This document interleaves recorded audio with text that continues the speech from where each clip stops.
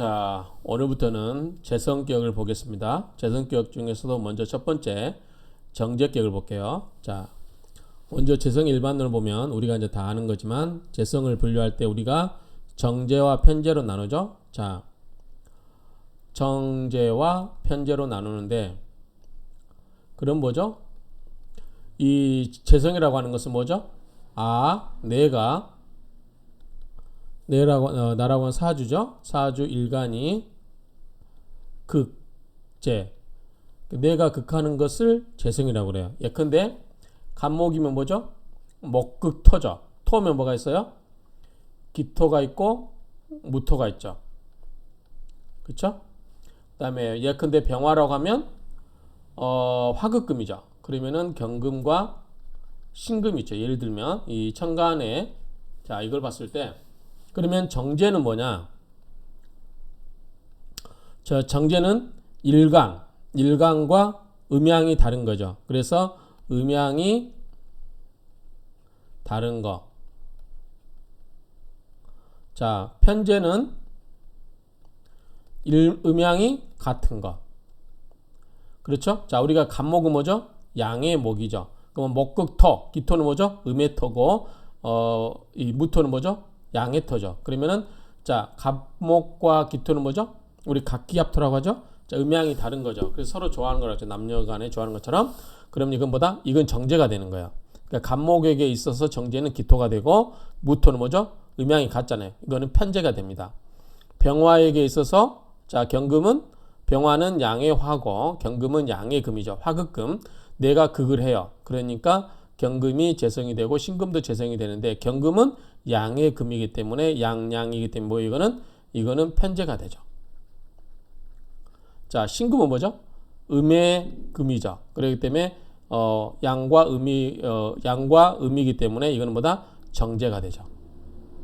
그렇죠? 그래서 정제는 음양이 다른 것, 양과 또는 음과 양 이런 식으로 편제는 양과 양, 음과 이렇게 되어 있는 거. 그래서 사주 일간과의 관계에 있어서 보게 되면 된다 그 말이죠. 근데 여기서 이제 이야기하는 거는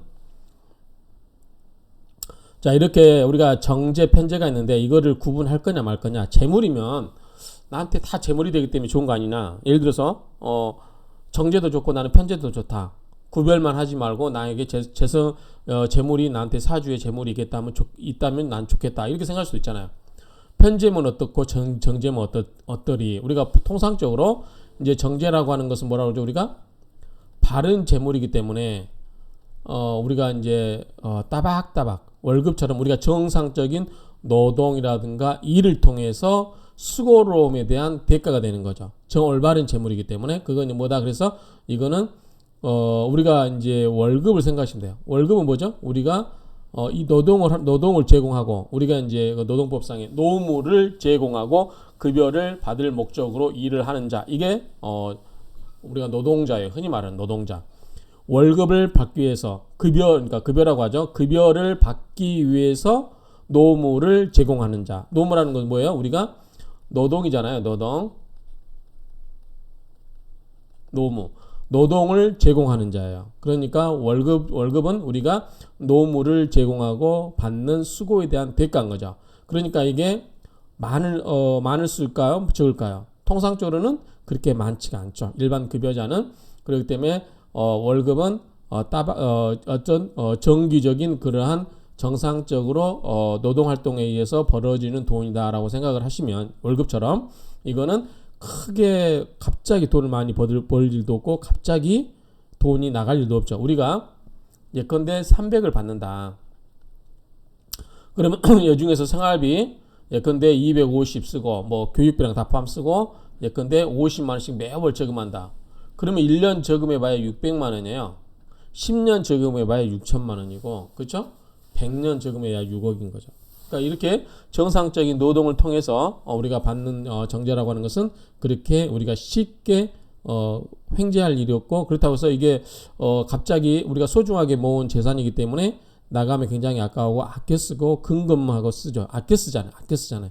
우리가 월급 받아가지고 팡팡 쓰는 사람 없어요. 대부분. 그렇죠? 그래서 이거는 뭐냐면 근검, 전략 이렇게 속성을 가질 수밖에 없어요. 내가 애써서 번 돈이고 그게 또 돈이 많지 않다 보니까 아껴 쓴다 그 말이죠. 아껴 쓴다. 그래서 이게 정제의 속성이 그렇고, 자 편제는 뭐냐면, 이 편제라고 하는 것은 치우친다는 거잖아. 치우친다. 물론 이제 여기에 비판적인 견해도 있지만, 편제는 뭐냐면 이게 월급처럼 따박따박 받는 게 아니고, 우리가 예컨대 사업소득 같이 어떤 굉장히 좋은 아이템을 잡아가지고 돈을 벌면 왕창 벌 수 있죠. 그렇죠? 그래서 은행원 분들은 이게 그 사업하는 사람도 별로 안 좋아해요. 왜냐하면 은행에서는 월급을 받고 은행에서는 돈을 대출해야 되잖아요. 사업하시는 분들은 그 돈을 가지고 어떻게 보면 뭐 영업한다고 하지만 흥청망청 쓰는 것처럼 보일 수도 있어요. 그 돈 가지고 골프 치러 다니고 뭐 사치품 사고 뭐 백 사고 그럴 수 있잖아요. 그러다가 나중에 파산하면 나 몰라라. 다 그렇다는 건 아니고, 예를 들면 그렇다는 거죠. 그러니까 이런 사업에서 갑자기 큰 돈이 들어오거나, 또는 뭐가 있어요. 우리가 횡재라고 하죠. 횡재. 그렇죠? 갑자기 뭐 상속을 받았다든지, 갑자기 증여를 받았다든지, 뭐 갑자기 로또를 맞았다든지, 이런 거예요. 그러니까 이 편제는 뭐냐면 뜻밖의 우연치 않게 예기치 않았던 정상적인 방법이 아닌 노무를 제공하고 받은 급여가 아니라, 물론 사업자도 노무 제공한 거죠. 그 사람의 아이디어도 노무니까요. 이런 건데, 어찌됐든 그런 정상적인 우리가 흔히 말하는 기대치, 우리가 기대를 갖고 생각했던 그런 재물이 아니고 갑자기 생긴 돈이기 때문에, 이게 뭐예요? 이거는 우리가 횡재라기도 하고, 이거는 어떻게 돼요? 들어올 때 크게 들어오기도 하고 나갈 때는 또 크게 나가는 거죠. 그래서 이거는 근금 전략하기가 쉽지 않아요. 우리가 예컨대 로또를 맞은 사람들이 그 돈을, 저 같으면 이러겠어요. 만약에 제가 12억을 받았다. 12억, 옛날에 뭐 100억도 있고 40억도 있었죠. 근데 요즘 통상 12억이라고 하면 그 돈을 가지고 저는 건물을 사겠어요. 아니면 상가를 사가지고 따박따박 월세 300 정도? 그 정도 받는 거 사가지고 그냥 그 돈 가지고 쓰면서 제 공부하고 유튜브하고 부동산하고 뭐 이렇게 공부하고 그렇게 쓸 것 같아요. 그거를 받았다고 해서 뭐 특별히 그런 거 없고요. 물론 요즘 이제 자산 가치가 커서 12억은 아무것도 아니라고 생각할 수 있겠지만, 어쨌든 그래도 꽁돈으로 12억을 받았다. 그러면 이거는 굉장히 사람이 흥분할 수 있잖아요. 그렇기 때문에 그렇게 하는데, 어쨌든 이 편제라고 하는 부분은 이 수고로움이 덜 들어간 돈이라고 보면 되겠죠. 그렇기 때문에 이거에 대해서는 우리가 좀 약간 낭비적인 요소가 있고, 뭐가 있다? 변동이 심하다고 볼 수 있죠. 변동이. 그렇죠? 이렇게 생각을 하면 될 것 같아요. 근데 꼭 이게 맞지는 않지만, 우리가 이제 통상적으로 이렇게 이야기할 때 정제 편제를 나누면 이렇게 이야기할 수 있다. 그러죠? 근데 여기서 이야기하는 거는 정제 편제를 구분할까 말까 그 이야기. 먼저 구분하는 견해에 의하면, 자 정제라고 하는 것은 앞에서 이야기했죠. 음양이 다른 것이라고 했고, 편제는 음양이 같은 것이다. 자 구분설에는 삼명통해가 있대요. 제가 나중에 원전 강도할 때 보겠지만, 일단은 다른 선생님들의 근거 자료에 의하면 삼명통해가 구분을 하고 있대요. 그리고 우리가 이제 그 정관과 칠살이 혼잡돼 있으면 관살 혼잡이라고 그랬죠. 관살, 정관과, 이제 관이라고 쓸 때는 정관을 말하고요. 자, 칠살, 즉 편관을 말해요. 관살이 혼잡돼 있다 이렇게 이야기하잖아요. 섞여 있으면. 그래서 관살 혼잡되어 있는 건 안 좋죠. 그래서 둘 중 하나를 제거하는 거. 그래서 합관 유살, 관을 정관을 합을해버리고 살을 남겨놓든지, 아니면 합살 유관하든지, 이런 식으로 살을 합을해버리고 정관을 하나 남겨놓은 게 이게 좋다고 그랬죠. 앞에서. 그러면 이 정제 편제도 같이 혼잡돼 있으면 이게 나쁘냐라고 했을 때, 같은 재물인데 나쁠 필요가 있을까요? 저 같으면 좋을 것 같아요. 자, 정제처럼 따박따박 들어오는 정기적인 돈이 있고, 규칙적으로 들어오는 돈이 있고, 그럼 이거는 생활이 안정이 되겠죠. 편제라는 것은 뭐죠? 갑자기 횡재가 됐어요. 그래서 뜻밖의 돈이 벌었어요. 근데 물론 이 편제를 어떻게 쓸 거냐는 그 사람의 사주에 따르던가 그 사람 성향에 따라 다르겠지만, 이걸 굳이 나쁘게 볼 필요는 없을 것 같아요. 정제 편제가 같이 있으면 되겠죠. 그래서 정제만 있는 것도 인생이 피곤할 수 있고, 편제만 있어도 인생이 피곤할 수 있어요. 왜냐하면 편제만 돼 있으면 뭐죠? 이게 잘 지켜지지 않으면 돈이 들어올 때 흥청망청 쓰다가 아주 사치롭게 쓰다가 나중에 돈이 사업이 없어서 쫄딱 망하면 정말 힘들게 살아요. 주변에 한번 보십시오. 그럴 바에 그냥 큰 돈 안 들어와도 따박따박 들어오는 돈. 우리 이제 선생님들 월급처럼 그렇게 많지는 않아요. 선생님들. 그러니까 그렇지만 나중에 연금들 따박따박 나오고 연금 많이 나오잖아요. 이런 식으로 그러니까 각각 장단이 있어요. 그래서 정제 편제가 섞여 있는 것도 나쁘지는 않겠다고 저는 생각을 해요. 혼잡됐다고 해서 뭐 굳이 나쁘냐? 라고 했는데 굳이 그렇게 볼 필요가 없다라고 봅니다. 관사는 이제 이게 혼잡된 경우는 나쁘다고 볼 수 있지만 이 재성은 꼭 정제 편제를 나눌 필요가 있을까라고 보는 거죠. 자, 그 다음에 이제 이거는 우리 여성분들이 화를 낼 수도 있겠지만 구분설에 의하면 정제는 본부인, 편제는 첩으로 본다라고 하는 거죠. 그래서 자, 내가 양이에요. 그러면 음은 뭐죠? 음은 뭐죠? 정제가 되는 거죠. 양은 편제가 되죠. 근데 이건 인위적으로 나눈 것 같아요. 그러면 이게 남자면 이것도 남자야 되잖아요. 애인이 남자입니까? 그럴 수는 없죠. 근데 어쨌든 이거는 이제 굳이 구별을 한다면 정제 편제를 정제는 이제 부인으로 보고 이거는 이제 우리 옛날 첩을 두고 살던 시대는 이걸 첩으로 본다고 하는데 이거는 그냥 편의상 분류한 게 아닌가 싶어요.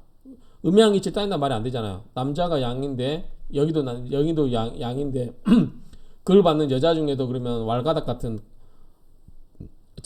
선머슴 같은 사람이 첩이라고 하기는 좀 그렇죠. 첩은 부인보다 더 나긋나긋하고 더 남자를 더 음적인 요소가 강할 거 아니에요. 더 부드럽고 그렇죠. 이치상으로 보면은 그렇기 때문에 첩이 될 수 있는 거지. 선머슴처럼 왈가닥 그런 사람을 첩으로 둔 경우는 별로 없죠. 그렇기 때문에 이것도 이치에 맞지 않는 것 같아요. 자연인치를 보면. 근데 어쨌든 이렇게 구분을 옛날에 한 것 같아요. 그래서 실제로 요즘 여러분들이 그 사주 감명하다 보면 그분이 무죄사주가 있어요. 지장간까지 봐도 없으면은 지장간까지 봐도 재성이 없으면 이건 무죄사주라고 그래요. 그러면 이거는 뭐다? 알파요 오메가라고 하는데 어쨌든 돈으로 따지면 아주 없을 수도 있고 아주 많을 수도 있고 그 다음에 이제 그 식상의 발달도 한번 봐야 될 것 같고요. 그 다음에 이제 육친으로 봤을 때는 이런 경우는 이제 처가 없다라고 하는데 실은 처가 없지는 않아요. 왜냐하면 이런 경우는 대운에서 또는 세운에서 대운과 세운이 겹칠 때 이럴 때 보면 장가를 갈 수 있어요. 그래서 이때는 부인을 두고 있는 것 같아요. 그러니까 이런 경우는 이제 잘 상담할 때 대운이 끝나거나 세운이 끝나면 부인에게 좀 사이가 멀어지거나 그럴 수는 있지만 그래서 부인한테 잘 하라고 하면 되는 거예요. 이거는 그러니까 본부인 첩 이렇게 나눌 필요는 없는데 참고는 하시면 좋을 것 같아요. 참고는 이렇게 보시면 좋을 것 같습니다. 어쨌든 무죄사주라도 뭐 당신은 뭐 부인이 없다 이렇게 이야기하시면 실수할 수가 있으니까 대운에서 세운에서 들어오는지 그리고 이 재성 부인이 재성으로 들어오지만 이 재성의 역할을 하는 게 있는지 이런 것도 한번 보실 필요가 있어요. 그러면 꼭 사주에도 너무 예외가 많죠. 어쨌든 그러니까 하나 딱딱 맞아 떨어지면 좋겠는데 예외 없는 규칙은 없다고 하지만 그래도 예외가 너무 많아 버리면 나중에 이 사주 감명하는 사람 입장에서 좀 피곤할 수 있어요. 자, 그 다음에 정제 편제 통합설을 보겠습니다. 자, 정제 편제 통합설은 정제나 편제가 길신이기 때문에 어쨌든 정제나 편제나 길신이기 때문에 혼잡해도 좋다고 본다. 저도 여기에 동의해요. 오히려 정제 편제 섞였으면 생활의 안정과 뜻밖의 횡재수가 있기 때문에 요즘 시대적인 가치로 보면 더 좋게 생각할 수도 있어요. 연애자평, 그 다음에 자평진전, 명리야근 등은 다 이 통합설에 있다고 합니다. 구분설에 의하면은 정제는 보면 편제로 첩으로 보지만 현대적으로는 편제는 정부로 보는 견해도 있으나 반드시 그런 것은 아니라고 본다. 어쨌든 뭐 아까 앞에서도 이야기했지만 현대적인 의미로도 이렇게 보는 견해도 있지만 꼭 그렇게 볼 필요는 없지 않을까. 예컨대 부인의 어떤 남명에게 있어서 예를 들어서 정제는 없고 편제만 하나 있어요. 그럼 당신은 이 논리대로 하면 당신은 부인은 못 두고 평생 애인만 두고 살 겁니다. 이렇게 이야기할 수는 없잖아요. 그래서 편제도 하나만 있으면 이런 경우는 부인 역할을 할 수 있다. 부인이 된다라고 할 수 있죠. 그래서 그렇게 획일적으로 논의할 필요는 없고 다만 정제 편제가 섞여 있는 경우는 통상적으로 일반적으로 보면은 그 남자에게 있어서 부인도 있고 애인도 있고 있을 확률은 큰 것 같아요. 정제 편제가 혼잡되어 있는 경우는 제물로 보면은 좋지만 이제 남녀 관계로 봤을 때는 남자에게 있어서는 정제 편제가 혼잡되어 있으면은 이게 이제 부인도 있고 애인도 있고 이렇게 이야기할 수 있는 부분이 있다라고 하는 경우도 있을 수 있는 것 같아요. 한번 참조하시면 되고 그다음에 재성의 기능은 뭐죠? 우리가 가장 기본이 뭐예요? 재성은 우리가 재성과 관련해서 볼까요? 자, 재성은 뭘 생해주죠? 재생관. 재물은 관을 생해주죠. 또는 뭘 생해줘요? 살을 생해주죠. 그래서 이 관은 그나마 괜찮은데 살일 경우는 재성이 있으면 좋겠어요? 안 좋겠어요? 안 좋겠죠. 이 살은 뭐예요? 나를 극하는 흉폭한 거잖아요. 그런데 재성이 살을 생겨줘 버리면 내가 더 힘들어지죠. 이 또 내가 재성을 어떻게 해요? 그걸 하려면 내가 힘이 있어야 되잖아요. 그러니까 내가 강할 때는 괜찮은데 내가 신강할 때는 내가 재물도 극을 할 수 있기 때문에 괜찮은데 내가 약하면 재물을 극할 수 있다 없다? 없다고 그랬어요. 그럼 이건 뭐다? 제다신약이라고 했죠. 제다신약. 재물은 많고 신약, 몸은 약하고. 그럼 내가 재물은 내가 극을 해서 내가 극한다는 건 뭐예요? 내가 컨트롤하고 내가 통제할 수 있다라는 거죠. 근데 내가 약해버리면 재물이 컨트롤 됩니까? 안 되겠죠. 그러면 이건 그림의 떡이 될 수도 있어요. 그러니까 제다 신약사제 같은 경우는 돈은 본인이 신강하면 돈을 많이 만질 수는 있겠지만 그럴 경우는 지킬 수가 없다라고 볼 수 있겠죠. 그러면 이 신약한 사람한테는 이게 만약에 신강하지 않고 이게 신약하면 어떻게 해야 되죠? 뭘 해야 되죠? 이 사람을 생해줄 수 있는 게 뭐예요? 나를 생해주는 것은 뭐죠? 인성이죠. 그래서 인성이 오면 좋겠죠. 근데 인성이 뭐예요? 인성을 극을 하죠. 그렇죠? 제극인. 그렇기 때문에 이 인성이 나를 생해주는지 또는 제 성에 의해서 극을 받는지 이렇게 있어야 되겠죠. 근데 이 사이에 뭐가 있으면 된다? 관성이 있으면 더 좋겠죠. 또는 칠살도 괜찮아요. 왜 그러냐면 이 재성은 왕하고 일간이 약할 때 자 어떻게 하냐면 내가 견딜 수가 없어요. 그럴 때 이 어떻게 되나 재성이 재성관 또는 재생살로 이 왕한 재성의 기운을 설계시키고 이게 관생인 또는 살생인으로 이렇게 와가지고 나를 생겨주기 때문에 내가 강해지죠. 그렇죠? 그러니까 이 재성이라든가 관성이라든가 인성의 관계는 이런 우리가 생의 관계인지 극의 관계인지 요 두 가지 요거를 잘 이해하면 된다고 했어요. 자, 재성은 관성을 생조하는 기능이 있다. 재생관이라고 했어요. 재생관. 관을 생합니다. 그래서 이제 제가 앞에서 이야기했을 때 돈이 많아지면 요즘은 관도 살 수 있다. 물론 옛날도 매관매직이라는 게 있었지만 지금 뭐예요? 돈 많고 여유 있으면 선출직에 나가면 됩니다. 선출직에 나가면 이건 관이라고 할 수 있죠. 이 관이라고 하는 것은 우리가 봤을 때 이제 정관이라고 보기에는 좀 약하다. 정관은 뭐라고 했죠? 시험 봐서 국가 시험 보고 국가고시 합격해서 관은 관이라면 이건 뭐예요? 행정관료가 되는 거죠. 그런데 이제 평관은 뭐죠? 약간 임시적인 관이잖아요. 이건 뭐죠? 뭐 선출직이라든가 정무직 같은 경우 임기가 짧은 거 있잖아요. 평생 공무원이 아니고 이런 경우 이런 거는 우리가 돈이 많으면 선거에도 출마할 수 있다. 운이 좋으면 될 수도 있는 거 아니에요. 그렇죠? 그렇기 때문에 이런 거는 평관을 생겨주고 그럴 수 있다. 그래서 어쨌든 재성이 많으면 관으로 흘러갈 수 있다. 보시면 되고요. 두 번째, 식신은 재성을 생해주고 자 이거는 우리가 아생식 또는 상이라고 했죠. 식생재 그랬죠. 재생관. 자, 식신은 재성을 생해주고 인성은 식신을 극하는데 요걸 극하는 건 뭐죠? 인극식이었죠. 자, 요걸 인극식이고 재성은 인성을 극한다고 그랬죠. 그렇죠? 인성은 식신을 극하는데 재성은 인성을 극하여 식신을 극하지 못하도록 하면서 재성을 생해주도록 한다. 자, 인성이 와가지고 인극식으로 식신이나 상관을 극을 해버리면 식신이 뭐예요? 나를 생해주고 있죠. 재성 입장에서 보면은 이 식신 상관은 나를 생해주는 거죠. 생해주는데 인성이라는 놈이 와가지고 나를 생할 수 없도록 와서 식신 상관을 이렇게 극을 해요. 그러면 재성 입장에서 이 나쁜 놈하고 내가 너를 극해주마. 그래서 재극인으로 해서 극을 못하게 하면 식신상관이 이 재성을 생해주죠. 그렇죠? 간접적으로 이렇게 규제를 할 수 있다. 극을 할 수 있다. 이렇게 보시면 돼요. 앞에서 했던 거 좀 이거 꼭 여러분들 외우시라겠죠? 아생식, 식생재, 재생관, 관생인, 인생아, 아극재, 재극인, 인극시, 식극관, 관극아. 이거는 반드시 외우셔야 됩니다.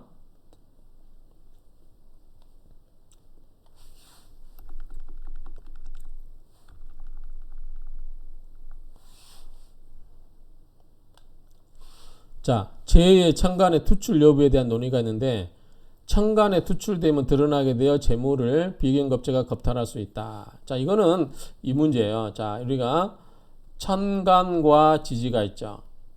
자, 천간은 누구죠? 천간은 우리가 다 하늘에 높이 떠 있기 때문에 하늘에 다 드러나 있는 거예요. 그래서 누구나 알 수 있는 거예요. 누구나. 관 같은 거는 누에 우리가 유명한 사람들은 다 알잖아요. 뉴스 나오고 하기 때문에 누구나 알 수 있는 거고. 지지는 뭐냐면 땅 속에 있다고 생각하시면 돼요. 땅에. 그렇기 때문에 이거는 은밀하게 있다고 할 수 있어요. 은밀하게. 이거는 노출돼 있고. 자, 여기 재성이 천간에 있다. 천간에 있으면 우리가 뭐라고요? 아, 그 사람 부자이구나라고 알 수 있는 거죠. 그렇죠? 하늘도 아는 부자라고 할 수 있겠어요. 그런데 이 재성이 뭐가 있다? 밑에 뿌리가 없다. 그러면 어떻게 돼요? 재성이 그냥 부자인 줄 아는데 부자가 아닐 수 있는 거죠. 그냥 이름만 부자인 경우. 그렇죠? 그러니까 뿌리가 없으면 그래. 뿌리가 없으면. 그런데 뿌리가 있으면 정말 땅에 있는 이 뿌리를 두고 있는 재성이 천간에 투출했다면 아, 그 사람은 정말 부자구나 이렇게 할 수 있죠. 그래서 가장 좋은 건 우리 사주에 이 천간에 재성이 있고 지지에도 재성이 있으면 좋겠죠. 그러면 여기서 뿌리를 두고 나올 수 있죠. 그러면은 이 지지와 천간에 이게 재물이 있으면 뭐다? 이게 바로 명실공히 이제 실제로 숨겨진 재물도 있고 밖으로 드러난 재물도 있다. 그렇죠? 그러니까 이건 부자겠죠? 근데 천간에 넣고 지지에만 재성이 있어요. 그럼 이건 우리가 속된 말로 알부자라고 할 수 있겠죠. 그렇죠? 드러나지 있지 않는 재물, 땅속에 감춰져 있는 재물, 뭐 주로 땅 같은 경우 예컨대 도심지에서 바깥에 그린벨트 있잖아요. 그린벨트 예컨대 뭐 한 3만 평 있다. 아버지가. 그렇죠? 근데 거기다 농사 짓고 있어요. 이분 가난해요? 이게 만약에 그린벨트 풀리면 어떻게 돼? 이거는 대박이죠. 대박. 그렇죠? 그러니까 이 땅. 그래서 천간에 있는 재물은 이제 누구나 알 수 있는 재물이고, 그 다음에 지지는 이렇게 은밀하게 있는 재물이기 때문에 이거를 가장 좋은 거는 우리가 이제 천간에 투출되어 있는 걸 가장 좋아해요. 그러니까 예를 들어서 연, 월, 일, 시에서 자, 여기에 재성이 천간에 나와 있고요. 그 다음에 여기에 재성이 있어서 뿌리를 이렇게 두고 있으면 뭐라고 그래? 이거를 시상 편제계라고 하잖아. 시간 상간에 천간에 재물이 시상 편제가, 여기 편제가 드러나 있는 걸 우리가 이 뿌리를 여기에 두고 있고 일지에 이걸 우리가 시상 편제격이라고 그래. 그러니까 어쨌든 뿌리를 둔 재물은 남들이 알아봐도 재물이 있다고 할 수 있지만 이게 만약에 뿌리가 없다라고 하면은 그냥 허공에 남들이 보기 부자인 것 같은데 재물이 그다지 없을 수도 있다. 그리고 실속 있게 밖에 드러난 재물 없는데 땅 속에 묻어 있는 재물이 있을 수 있다. 이거는 은밀한 알부자라고 할 수 있죠. 그렇죠? 알박기가 아니고 알부자예요. 이런 식으로 우리가 감명할 수 있겠다라고 생각이 됩니다. 자, 천간에 투출되면 드러나게 되어 재물을 비견겁제가 겁탈할 수 있다. 이거는 또 우리 여러분들 앞에서 알아두셔야죠. 자, 내가 극을 하는 게 내가 극을 하는 게 뭐예요? 재물이죠. 근데 나와 같은 이 동급이 누가 있어요? 비견이 있죠. 비견은 나와 음양이 같은 거죠. 견줄비자 어깨견자니까. 그 다음에 뭐가 있어요? 겁재가 있죠. 겁재? 자, 음양이 다른 거.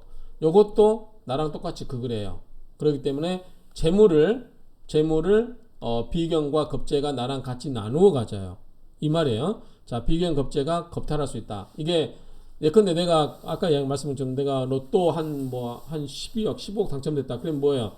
연락도 안 하고 있던 뭐 형제들이 갑자기 뭐 사업자금 좀 필요하다 뭐하다 이렇게 올 수 있잖아요. 그렇죠?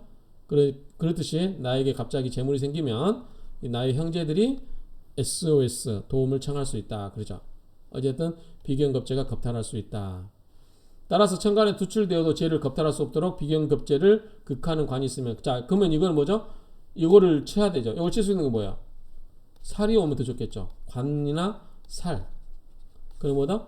이걸 치죠. 나도 치지만 이 관사령은 뭐예요? 먼저 얘들부터 치는 거예요.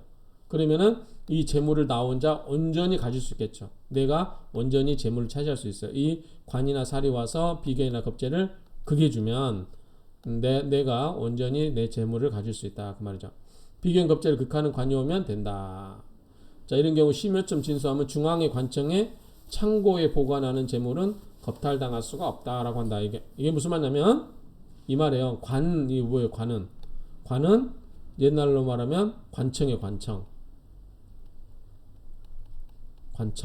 그래서 중앙 관청에 이 딱 관이 지키고 있기 때문에 얘들이 와서 비견겁제가 와서 재물을 뺏으려고 해도 못 뺏게 딱 규제하고 이 극제를 하고 있기 때문에 이 재물은 지켜줄 수 있다. 그래서 우리가 재물을 지키려면 뭐가 도움이 필요하다?